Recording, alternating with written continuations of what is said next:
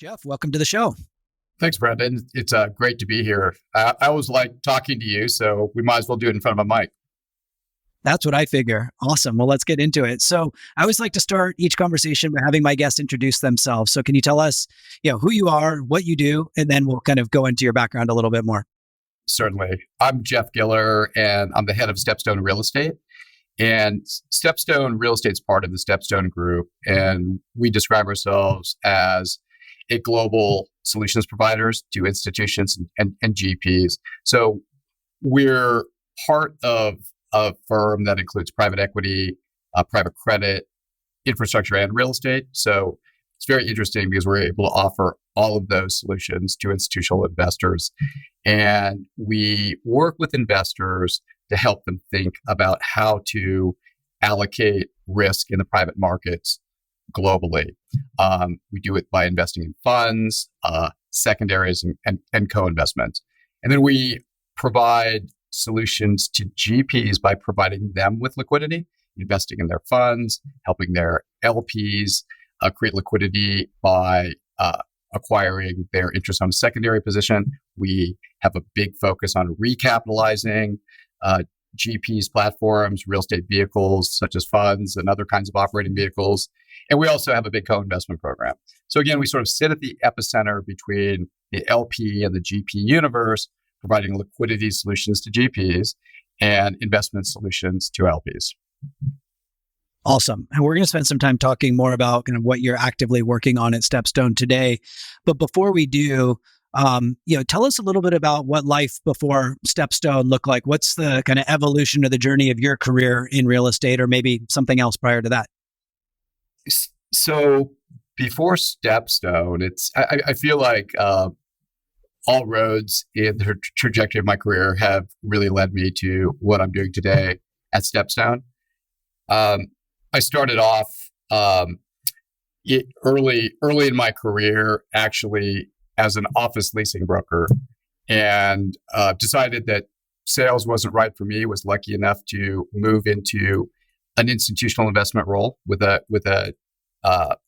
really strong firm called Metric Realty, and I quickly realized that someday I would want to run and build my own firm, an investment management firm, or at least have a senior role in a large institution. And part of that journey, or to achieve that, I felt it was important to understand every aspect of real estate investing. So I actually organized my career to make sure I got experience in investment analysis, investment acquisitions, asset management, finance, working across product types, and globally. So along the way, I worked at a firm that is sadly no longer exists. It's called the J.E. Robert Companies. It was a sort of an iconic firm that focused on distressed debt during the RTC period and worked on buying distressed debt from defunct savings and loans. And eventually, as that business started to sort of settle down in the US, I moved to Europe with the company to really build one of the first American outposts in Europe or offshore to buy distressed debt and distressed asset in the European market. So I moved with my family, my poor wife, and my 6-week-old baby, moved to Paris, France in 1995 and helped it build JER's distressed debt business and eventually acquisition business there for years. Then came back to the US in about 2000 and ended up deciding to raise my own funds as principals. So I got together with partners, raised some money, invested the capital through a few very successful funds until I discovered the secondaries business, which I thought was very interesting. Because we could talk more about what the secondary business is, but sort of pivoted my career in 2005 to secondaries. And that was the beginning of what is now StepStone Real Estate. We built a business called Clareview Capital Partners that was focused on GP-led secondaries and eventually sold that business to StepStone to create StepStone Real Estate. Excellent. And so what was just from a timeline perspective? So, you started your career, you moved to Paris in 95 with a young family, you came back, you started your own fund. 2005, you moved to kind of find out or enter the secondaries business. You started and ran Clairview with your partners until what year? Kind of when did the transition or the sale or merger with StepStone occur? So that was 2014. So from 2009 to 2014, we built and ran Clairview Capital Partners in partnership with Goldman Sachs. They were our big investor and a partner in the business, and it was really successful. But we were seeking to move into a larger platform. We were a boutique investment shop, and really felt that we needed to build scale, and we needed to do it pretty quickly to address the market. And it was going to just be a long road to do that organically as a boutique firm managing, $200 to $500 million funds. So, I like this concept of organizing one's career. It sounds very deliberate, especially when you're looking back, at what you've accomplished already, and you have everything that you're going to accomplish going forward. What were some of the key moments that stand out to you kind of along the journey, across the different shops that you worked at, where you're like, okay, this is something this is what I came to do. I've achieved that. And now I'm ready to pivot and do something else. That's a really good question, because at a point in my career when I actually owned and ran my own businesses, and that was starting, let's say, in 2005, my early 40s. There had to be a moment where I was actually comfortable pulling the trigger on a deal, making the decision, being the final decision maker to invest millions of dollars of client capital and my own personal money. And you get a lot of experience, you have a lot of confidence along the way in your investment acumen and your ability to analyze investment. But the responsibility of really investing that capital, to me at least, didn't come until I had a lot of reps.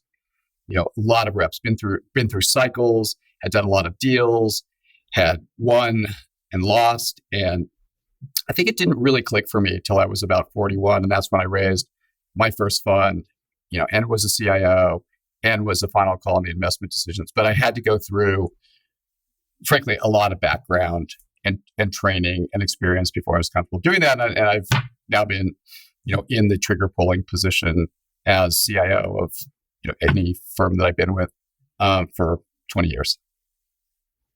Was it obvious to you when you made the transition to go out and raise your own funds that you were ready? Did you have total conviction, or, the night before you incorporate and go out for your first pitch and, sign on the dotted line for your first commitment?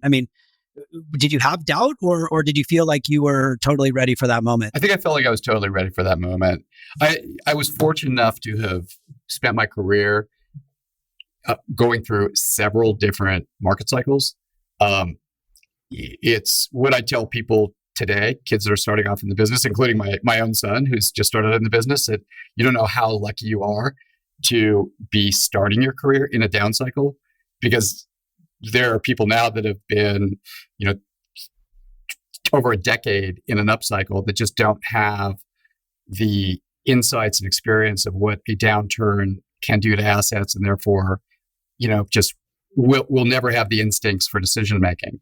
So I think the fact that I went through an upcycle and then saw how the world could just fall apart and unravel so quickly during the savings and loan crisis and cause complete devastation, and why: over leverage, over building, bad public policy, loose lending, and saw how the lack of discipline by both lenders and investors ended up sort of in the destruction of the real estate market, and then got to work through that whole recovery period during the in the aftermath of the savings and loan RTC crisis, and then just see a very long upcycle that then kind of took a downturn during the tech wreck in the early 2000s, and then once again another devastating RTC-like market cycle during the GFC, right? And then the pandemic. So having gone through these downturns and seeing how downturns and what drives them and how recoveries work and what their pace is and how people behave was something that really helped me to feel confident about what would happen when I made an investment, to really feel comfortable about the underwriting, know how to approach the underwriting, know what to look for in due diligence. So, and then the other part of it is just process. As my team knows, and I probably drive them crazy with, is I'm a process fiend. So 2 follow-ups before we kind of move on to what's happening today. One is, do you have any regrets as you look back on kind of your career thus far in terms of things that you wish you would have started doing sooner, stopped doing, just kind of anything that stands out to you? I don't think that you can look back at anything really in life with regret, or you should. You make choices, and choices take you down different paths, and you do the best you can with those paths.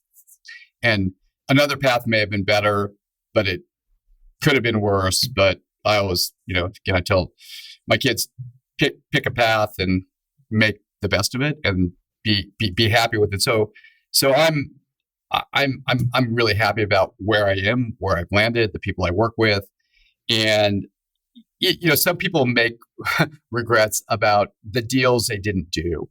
We've certainly, because of our conservative, have missed a lot of deals that other people have done that, they brag about being home runs. And I'll say that it's not a bad thing to make the wrong decision for the right reasons. So you set your policies, you set your rationale, you live by it. And if the outcome is different because market events are different than you projected, and the deal ended up being a home run that someone else did and you missed, so be it. You should still give yourself a pat on the back for having made the right decision, even if it was, you should pat yourself on the back for making the wrong decision because it was for the right reasons. And if you do that consistently, your track record will be great and your loss ratios will be low. So I just don't think you should look back in the mirror too heavily. Last question before we move on to StepStone is, you mentioned this idea that, it's great, especially for people like your son who are starting their career in a downturn. You've been through many. Kind of what's your belief of people who started their career over the last 10 years who have only seen up and to the right? How do you kind of approach that situation with the benefit of having the context of what a downturn looks like, knowing that the counterparty on the other side may not? Like, what are some of the things that you kind of are evaluating and thinking about when you interact with, managers who are relatively new? Yeah. So I'll start off by saying we have a phenomenal team of very smart people that take a very conservative view to underwriting. In fact, I bring deals to my team and they kill them, and I've got nothing to say about it. So that's the baseline.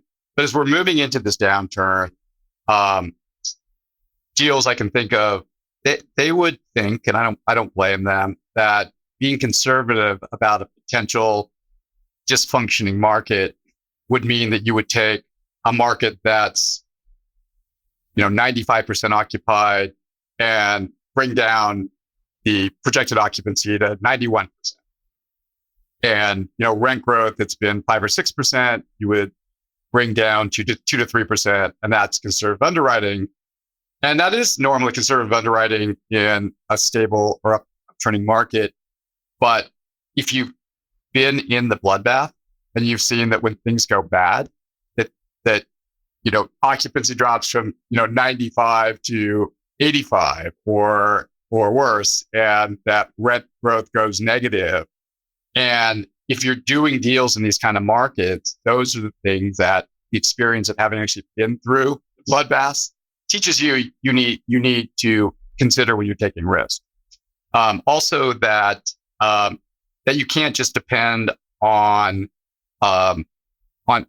market projections, on on CoStar Green Street projections or what the SOFR curve's doing to predict growth and occupancy and comps and where interest rates and cap rates are going.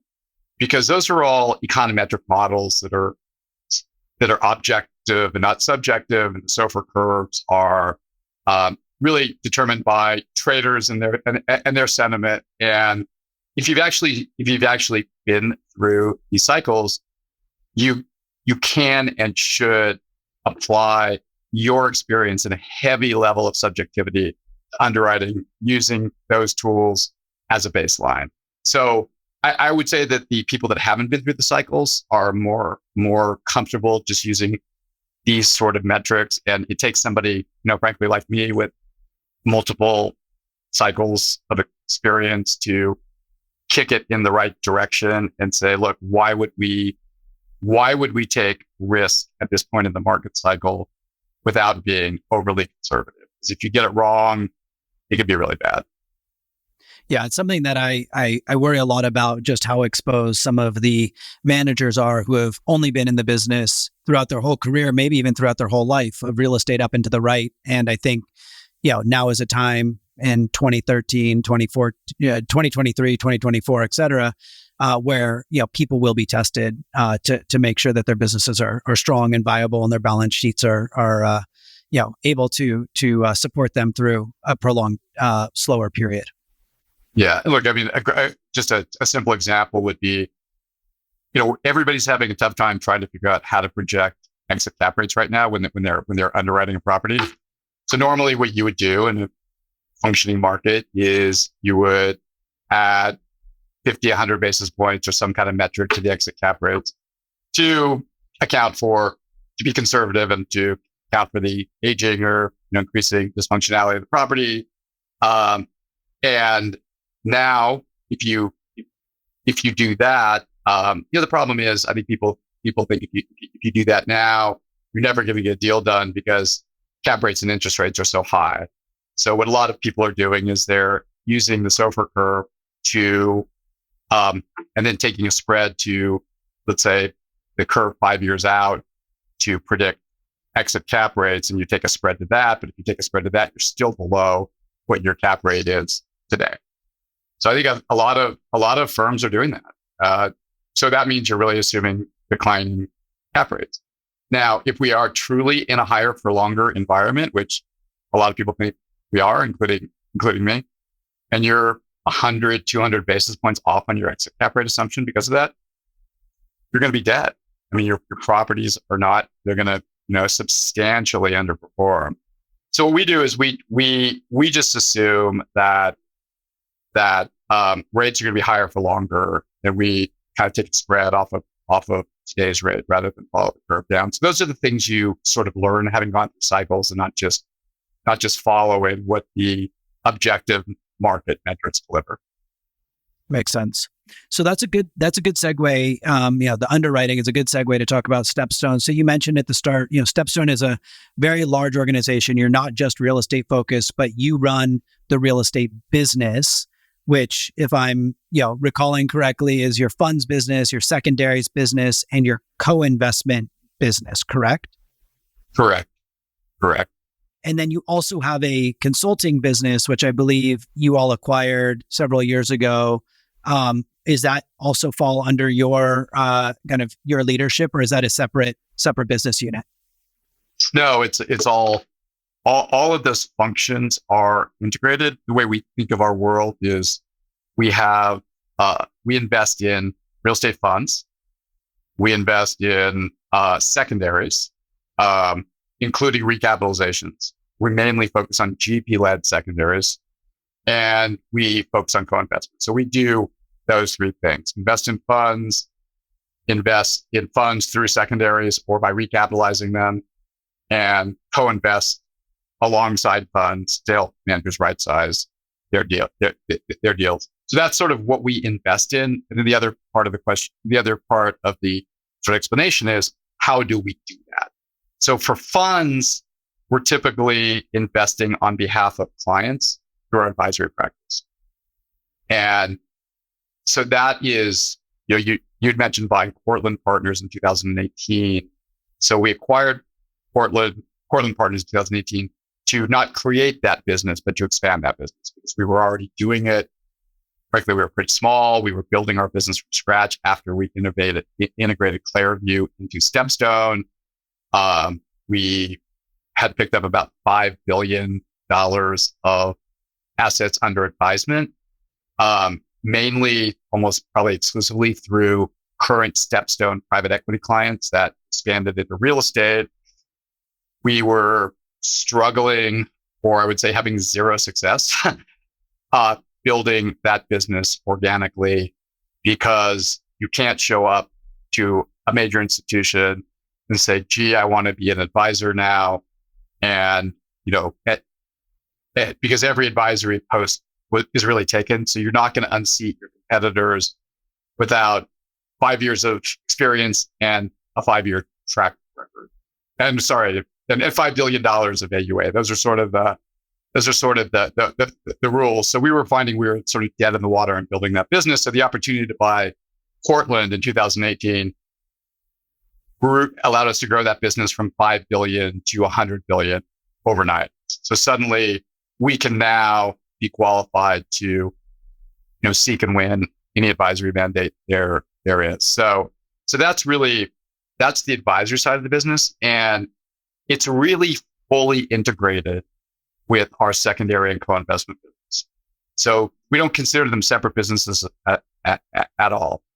Our advisory business gives us, since we're meeting with fund managers continuously to analyze their funds, consider their funds for the clients we advise, we are in the flow of everything that GPs are doing.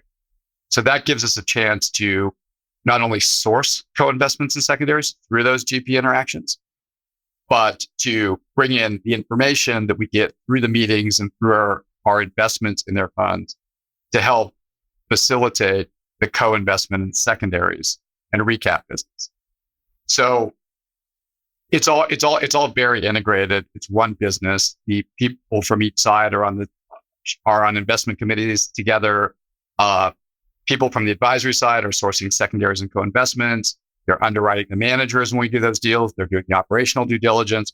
People from the secondaries and co-investments and recap side, are getting involved in the underwriting of managers because they know them really well. We're really one team, and just fully integrated. This seems to be a trend in the industry. You all started off as the investment management business and acquired the advisory business and expanded your assets under advisement through that. Others have started off on the consulting side and then organically developed their own investment managers. Is this, what's kind of driving this kind of co-mingling of the advisory business and the investment management business? And how does that impact the clients that you serve on the advisory side? Yeah, that raises a couple issues. One is why are advisors doing it? And two, are there conflicts? Because there's always been this, especially in the US, this large perception of conflicts if you're an asset manager and advisor. So I'll address the first one. The reason why advisors have found themselves needing to pivot into asset management is because of the continually squeezed economics of the advisory side. There's just been a trend towards institutions wanting to pay less and less for advisory services. In real estate, particularly private equity, it's not so bad, but in real estate in particular, we could have a whole podcast on my theory on why that is, but we don't need to go into it now. But so it's been, frankly, very hard for advisors to keep and retain talent and make their businesses viable. So they've had to look for wider margin businesses, and they've concluded, look, we spend our lives analyzing real estate and managers, markets. We could, why not start investing, at least on an indirect basis? And, several of our competitors have, and they've been successful doing it. So Um, that's really why I think it's been just to try to improve their economic model, which had gotten so squeezed, and also and to keep and retain the type of talent you need by entering a business with wider margins. Yeah. And you mentioned the second point around, the perception of conflicts. I'm sure, this isn't the first time it's come up. How do you kind of think about the role that you play as a fiduciary, and an advisor? Yeah. So it's a prevalent and something we're always fighting against, particularly in the US. Non-US markets, it tends to be less of a concern. But I think that institutions have a viable concern about a conflict whereby an advisor that also has investment products would advise them to invest in their products. So that is, I think, the number one conflict that exists. And look, we overcome that in a very simple way. We never advise our clients to invest in our products. In fact, we will and have often underwritten competing funds that compete with our funds for our clients, and do it in a very open and transparent way. I can't think of a time we haven't approved it. So we just make sure to step clear of that conflict by sort of keeping that rule hard and fast.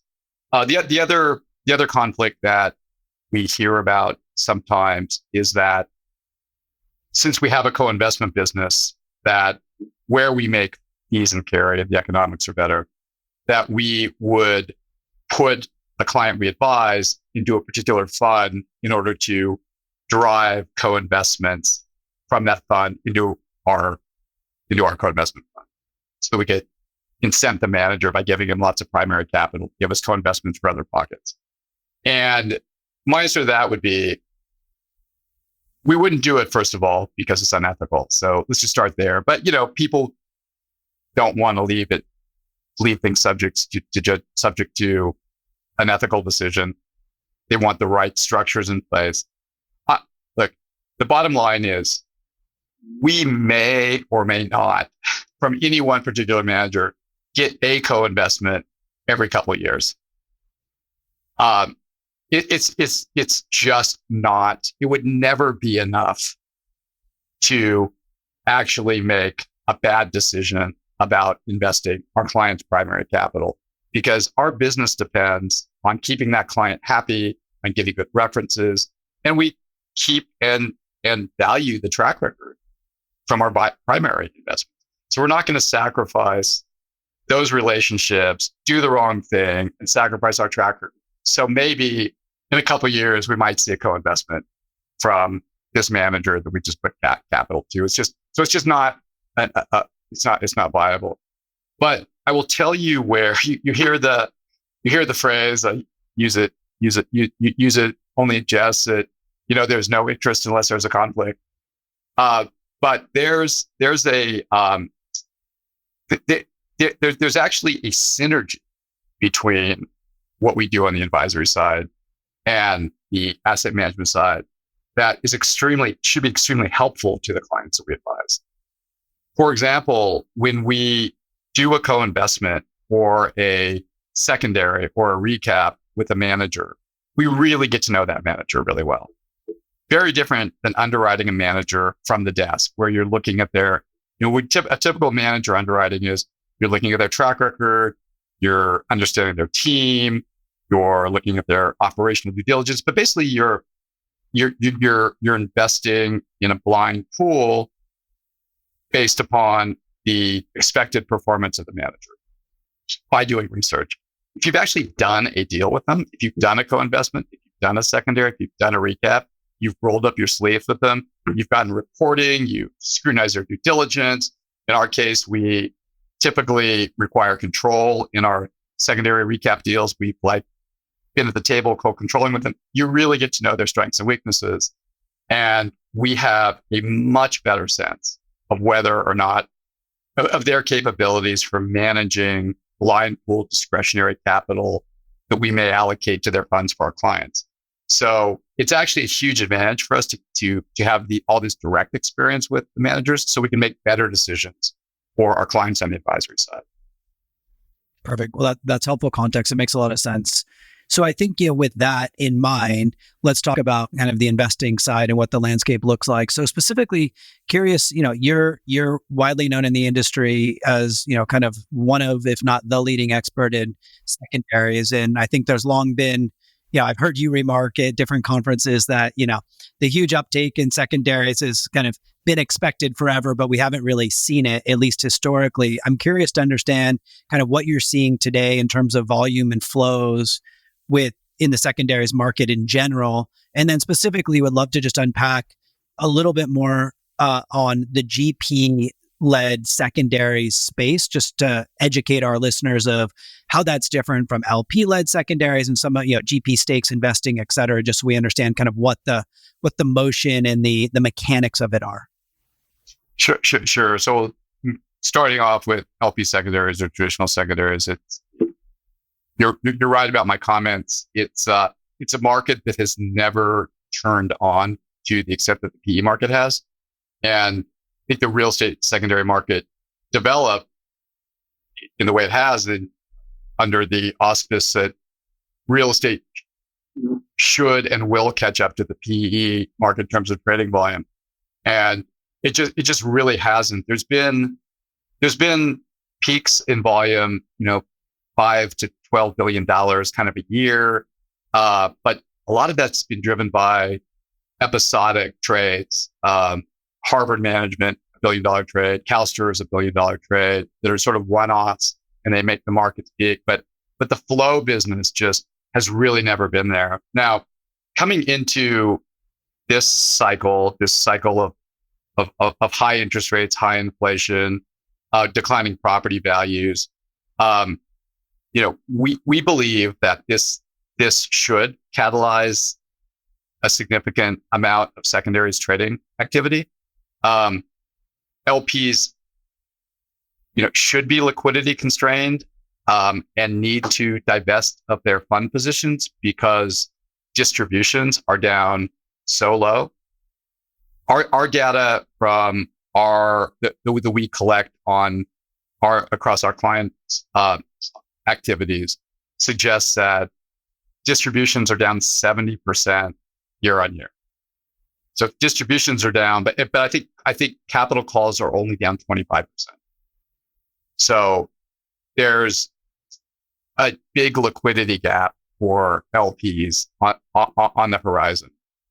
You combine that with the denominator effect. I know the stock market's bounced back and the denominator effect is starting to wane, but still real estate values haven't really come down enough. So there is some denominator effect issues. A lot of firms are still over allocated to real estate. So you kind of combine this illiquidity with the denominator effect. And we absolutely see a potential market for LP secondaries out there that really should, and I put up air quotes, come to fruition. The problem is right now, everybody knows that values have intrinsically declined by, remember we were polling the room at NAREIM and everybody had their view, but I think generally people think peak to trough value declines are somewhere between 20 and 30%. Right?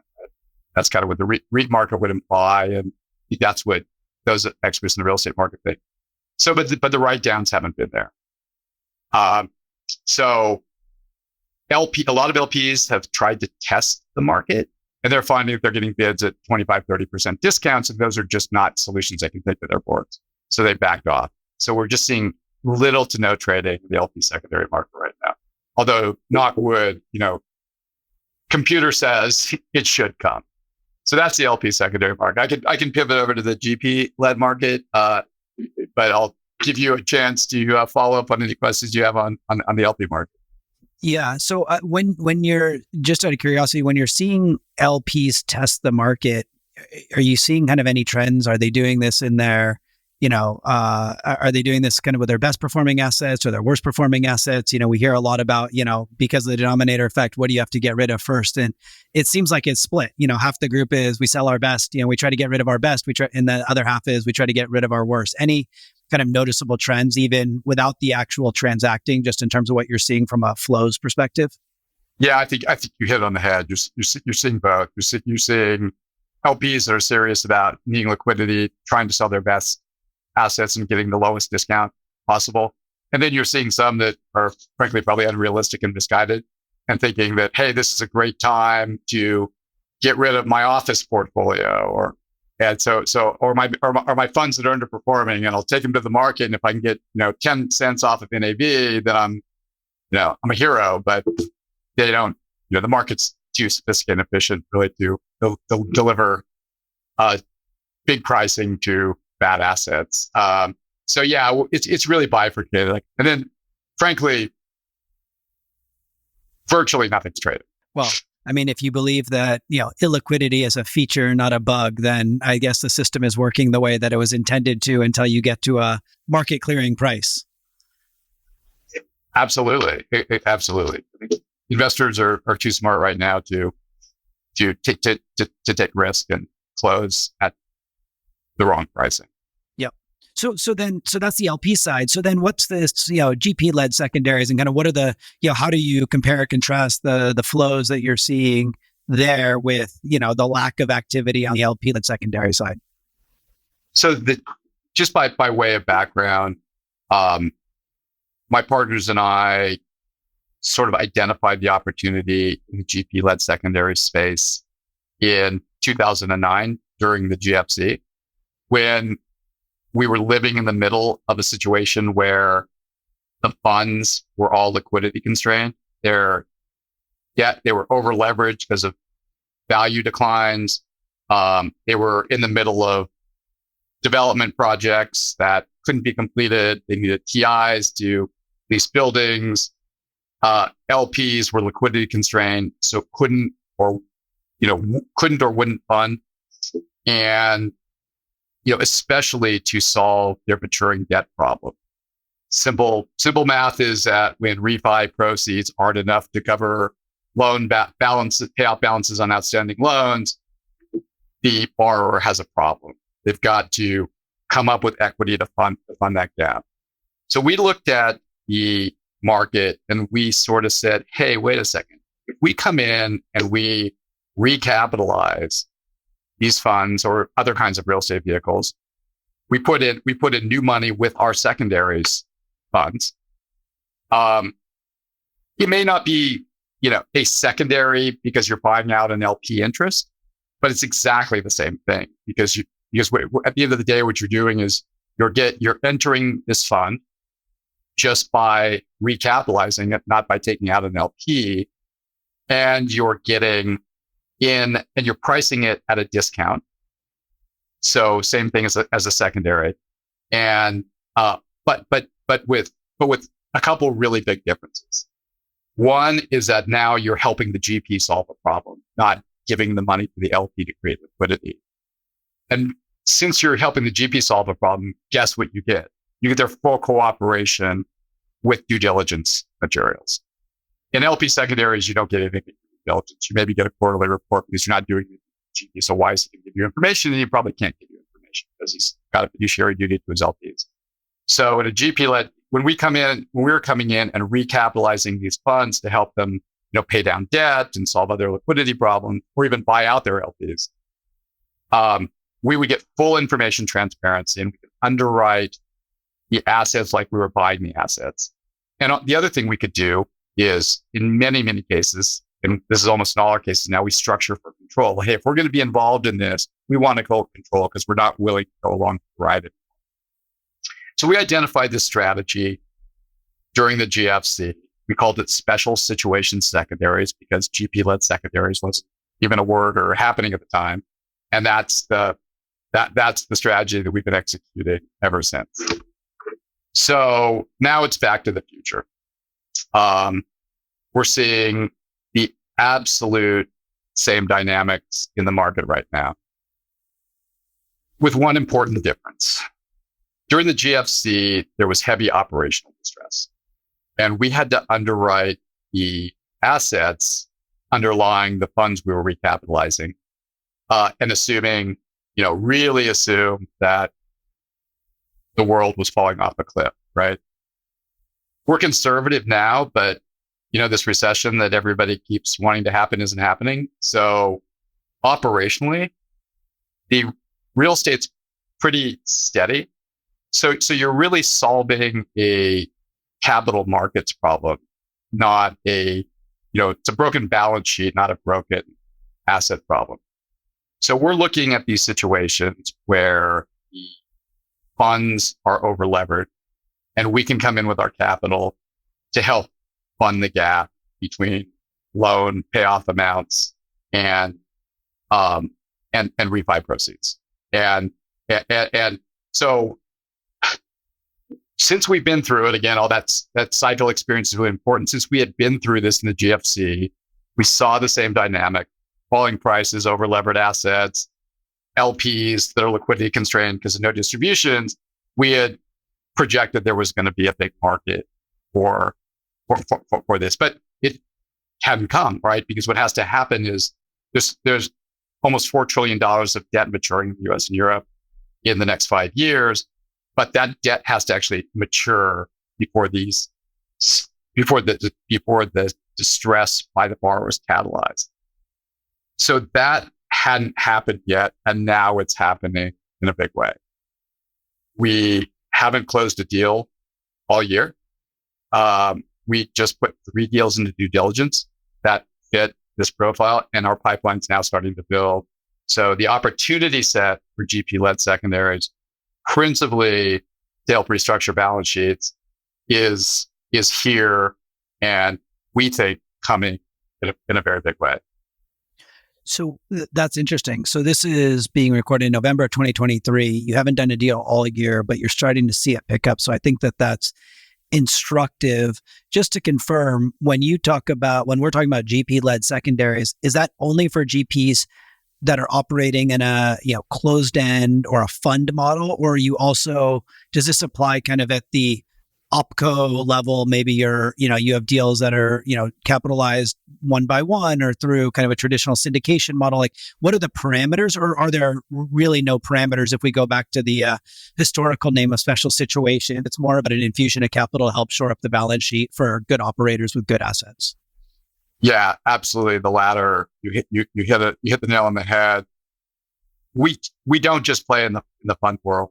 Unlike private equity, where capital's really organized into private equity deal through private equity funds, and that's really 90% of where the capital comes from. In real estate, it's about 40%. Only 40% of the investable universe is addressed through funds. The rest, you have operators, you have developers, you've got families, you've got financial institutions, you've got private REITs. There's a myriad of different clubs, joint ventures. There's a myriad of different ways of real estate, our own. Now, so we will do a secondary or recap or co-investment with any one of those kinds of vehicles. In fact, frankly, the big funds don't really need our capital. I don't think Blackstone's going to call us for a recap of their latest fund. But a medium-sized fund, medium cap fund with strong management and good assets that may have less access to liquidity and capital than the big mega funds all day long. So you're right. It's not just funds. There are all those different kinds of vehicles that we address in our investment program. So I think it's really interesting. I mean, a lot of our listeners are clients of Juniper Square. As you know, Jeff, we have, call it 2,000 GP customers. The vast majority are, historically in real estate, now increasingly in private equity and venture capital. But of those, only a fraction of the total count have funds, right? And so a lot of them are, local operating partners to large institutional JV partners. Some have capitalized their business deal by deal, in the syndication model with friends and family or kind of networks of high net worth capital. If one of those types of groups is listening today and they're wondering, what they need to do to get the attention of a group like StepStone, what do you mentioned you're conservative, you mentioned you like control, you mentioned you need data rights and maximum transparency, and you mentioned that, having a history together is advantageous because you know how people will act and perform kind of under pressure. But what are some of the other kind of like organizing principles that are important to you when you're looking at, potential transactions or potential operators to invest into or alongside of? Look, I mean, the bottom line is they have to be institutional, and that sounds like a vague term, but they have to pass our. What does that mean? First of all, it means you can't have any real issues in your history. We wouldn't want to see lawsuits, disputes with employees. You just have to be. You have to demonstrate you've operated your business with integrity and efficiency and sort of in an institutional manner. And that's one aspect of it. Obviously, track record's important. We want to see people that have succeeded investing in these strategies that we're looking to back. And then we have a very thorough and sophisticated operational due diligence process that we put all of our managers through. And that's actually done at the StepStone level. So it would be the same group that does it for private equity, private debt infrastructure, looking for, reporting, compliance, ESG, all of the things that you would really want to focus on to make sure that their operations were of institutional quality. And that's really the first baseline. So it's really track record, integrity of team, institutional, and the fact that they would pass our operational due diligence. Yeah, that makes sense. Well, we'll leave that point there. I think there's probably many podcasts that we could discuss about manager selection, but I think that's a good overview. So in the time that we have left, we talked a lot about the structures in terms of how you invest in the opportunities that you see coming, especially as there's more kind of stress or distress in the market.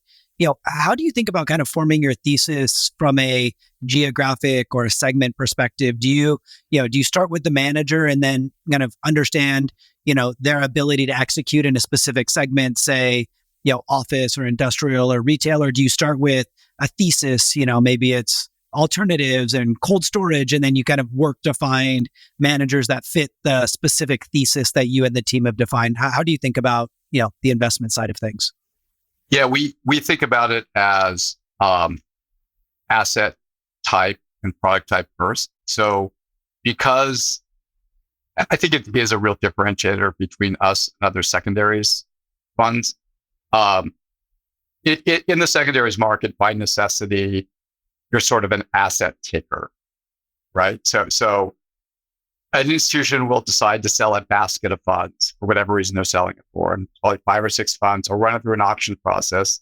Everybody jumps into the auction, and whoever bids lowest discount wins, and they end up getting what they get. They price the assets to the extent they can with limited information to the returns they're seeking.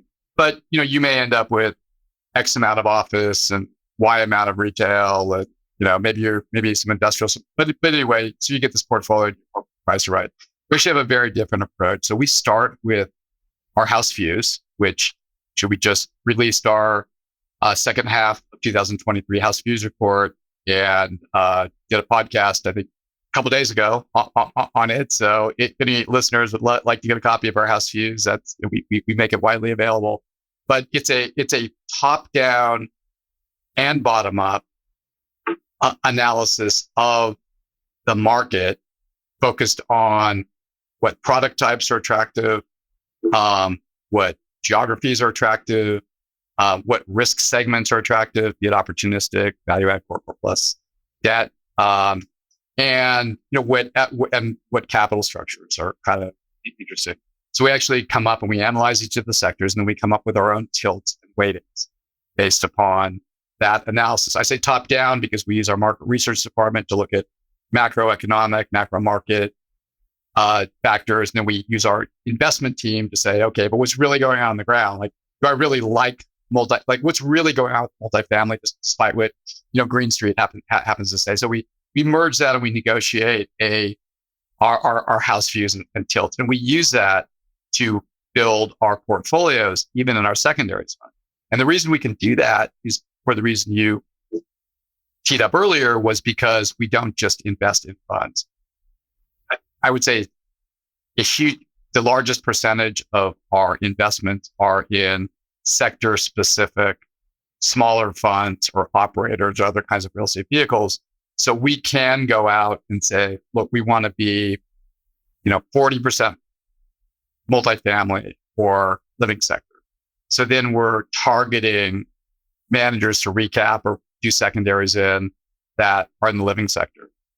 Not so much office. So we're not really talking to managers that are doing office. So you get how it works. And our current portfolio is exactly, frankly, how I think everyone would hope theirs would look like right now for our fund series. It's about 50% living sector, which includes multifamily, student housing, senior housing, manufactured housing, data centers, cold storage, industrial.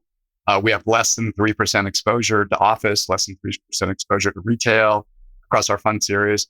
And that's been by careful portfolio construction and design.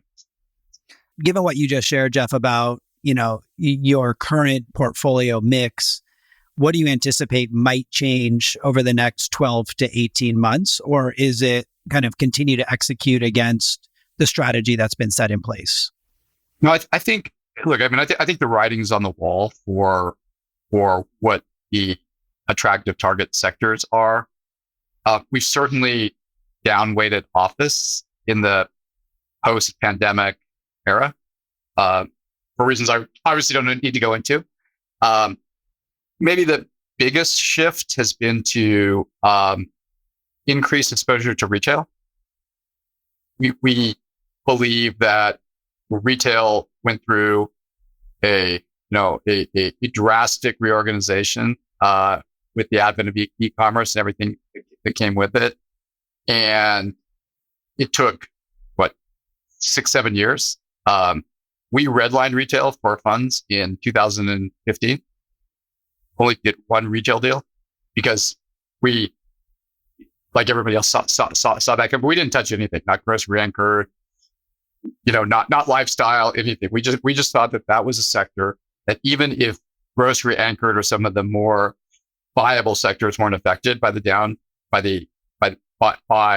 reorganization of real estate due to e-commerce, that the capital markets was going to punish it anyway. So you might show up in higher interest rates, higher cap rates, So why do it? Now we feel like it's found its footing. We know what the retail model should look like. There's been a culling out of the sector. So I think we're left with the healthy centers and the healthy retailers. And again, we know what the footprint should look like.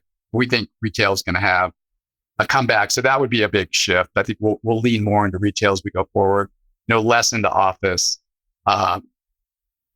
Probably keep our focus on digital, data centers.